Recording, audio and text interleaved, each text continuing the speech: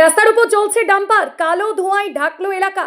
জাতীয় সড়কের উপরে মুখোমুখি সংঘর্ষ দুটি ডাম্পারের। কালীপুজোর আগের দিনে ভয়াবহ দুর্ঘটনা পশ্চিম মেদিনীপুর জেলার সবংয়ে। রবিবার ভোর প্রায় 4:30 নাগাদ পশ্চিম মেদিনীপুর জেলার সবং ব্লকের নীলা বাস স্ট্যান্ড সংলগ্ন এলাকায় ঘটে এই দুর্ঘটনা। আগুন নিয়ন্ত্রণে আনতে ঘটনাস্থলে পৌঁছায় দমকল বাহিনী। যে কোনো ধরনের বিপদ এড়াতে এবং যাতে চলন্ত গাড়িটির আশেপাশে কেউ না যান সেজন্য সেখানে কড়া নজরদারি চালাচ্ছিল পুলিশ। স্থানীয় সূত্রে জানা গিয়েছে, শনিবার রাত থেকে একটি মোরাম বোঝাই ডাম্পার নীলা বাস স্ট্যান্ড সংলগ্ন এলাকায় তেমাথানি পটাশপুর রাজ্য সড়কের উপর দাঁড়িয়েছিল।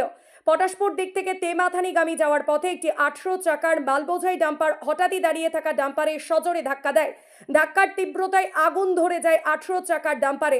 দাও দাও করে জ্বলে ওঠে ডাম্পারটি। মুহূর্তের মধ্যে সেই আগুন ছড়িয়ে পড়ে স্থানীয় এক ব্যক্তির খড়ের গাদায়। কয়েকশো মিটার দূর থেকেও দেখা যায় কালো ধোঁয়া।